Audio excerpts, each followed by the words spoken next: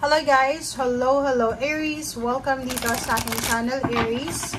Alamin natin kung anong messages, vibration, gabay energy Aries. Pasensya na sa lahat ng Aries guys. Kasi hindi ako naka-upload ng maaga. Tayo ay nagkasakit. Until now nga, masakit pa yung ulo ko. May sipon pa ako. Okay, but since maraming naghihintay, kailangan nating mag-read.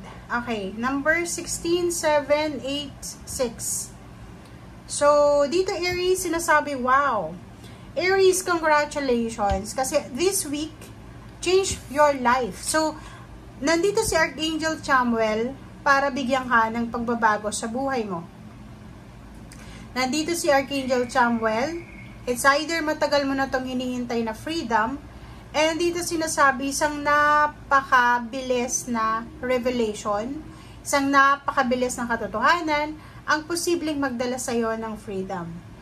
Break free from procrastination, embrace the opportunities that change brings. So, dito sinasabi sa iyo, Aries, na kailangan mong maging direct to the point. Huwag tayong pabago-bago ng isip, pabago-bago ng emotion, ng feelings. Dito sinasabi na kailangan nating makalaya sa mga negative thoughts, negative emotion, at negative attachment na attached tayo. Or mga habits, like mga unhealthy habits, mga kung ano man, bisyo, or anything. Okay. Next card natin is 8 of Raphael. Nakikita ko sa'yo dito na posibleng may naghihintay sa'yo.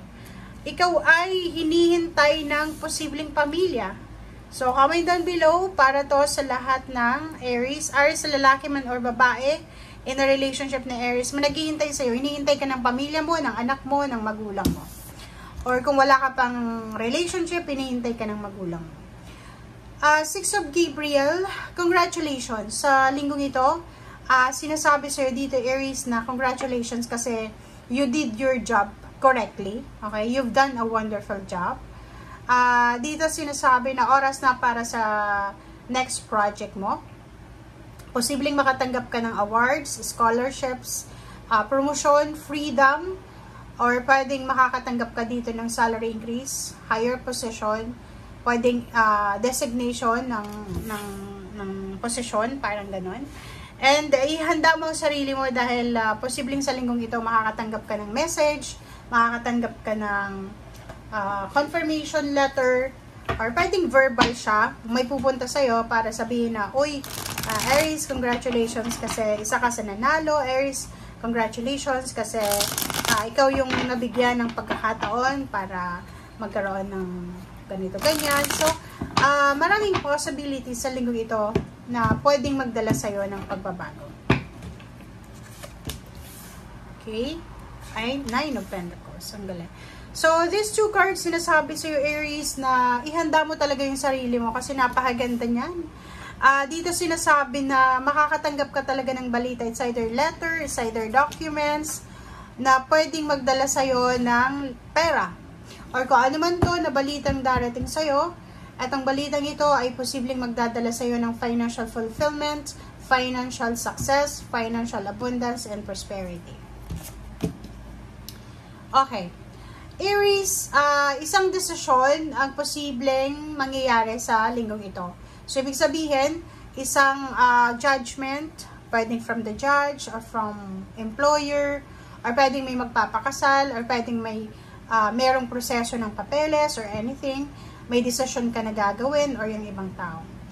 Sa usaping emosyon, sinasabi sir dito, Aries, na kontrolin mo ang emosyon mo. Huwag kang padadala sa tukso ng kalungkutan, huwag kang padadala sa overthinking, overanalyzing na ginagawa mo sa gabi-gabi. Gabi at araw, if in case nakakaramdam ka ng stress, ng anxiety, ng depression, pray. Okay?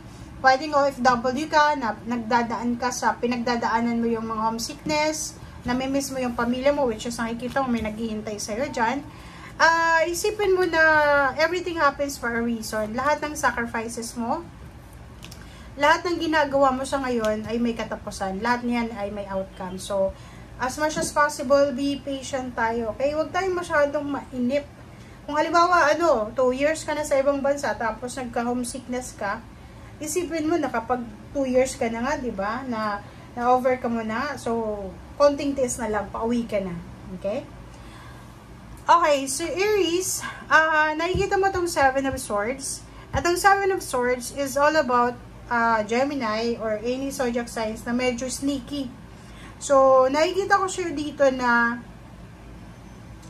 mag-iingat ka sa pagkukwento, mag-iingat ka sa pakikipagkaibigan sa mga tao sa paligid mo. Nasaan ka man, nasa ibang bansa ka man, nasa Pilipinas ka man, huwag na huwag kang magtitiwala sa mga taong kaharap mo. Okay? Huwag na huwag kang magtitiwala. Kasi yung Queen of Wands na to, nakikita ko na gustong-gusto mo nang makalaya. It's either sa relationship or sa kontrata mo, sa career, or pwedeng partnership sa business. But, hindi ka makakalaya dito unless na hindi mo i-give up yung connection mo sa taong ito.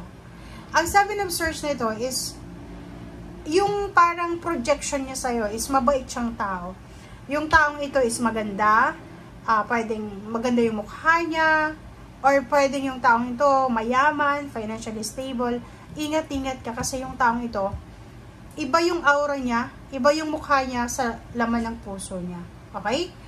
Nakikita ko rin sa'yo dito na sa usaping pera, kung may mga financial problems kayo, like for example, marami kang utang, or pwedeng sa financial kasi, it's either marami kang kailangan na ayusin, na dokumento sa pera, may kailangan kang pera para makalaya ka. Like, ang dami mong utang, tapos marami kang pinoproblema ngayon kasi maraming tao yung naniningil sa'yo. Dito sinasabi na konting tiis pa kasi makukuha mo na talaga yung finalization na to na sinasabi ng Queen of Wands. Strength card. So, sa usaping pera, nakikita ko siya dito, Aries, na kinakailangan mo talagang pera. Sa linggong ito, lumps of money. Isang lesson to kasi if ever may kailangan kang pera sa ngayon, marirealize mo na marami ka din palang pera na sinayang for several years or for several months. So, if may mga kailangan kayong malaking halagang pera sa linggong ito, pwedeng yun ang dahilan kung bakit ka hindi makatulog or kung bakit balisa ka. So, but wala kang magagawa dyan If you need money, tapos walang source ng money, it's either you pray, it's either humingi ka ng tulong sa mga tao sa paligid mo, yun lang. Kasi wala tayong control Kasi diba kahit anong gusto nating mangyari, kailangan natin ng pera, kailangan natin ng relationship, kailangan natin ng bahay, ng business. Pero kung wala naman na, or hindi naman yun nakatadhana, walang mangyayari kung ipipilit natin yung gusto natin. Okay? So, thank you guys for watching. Bye!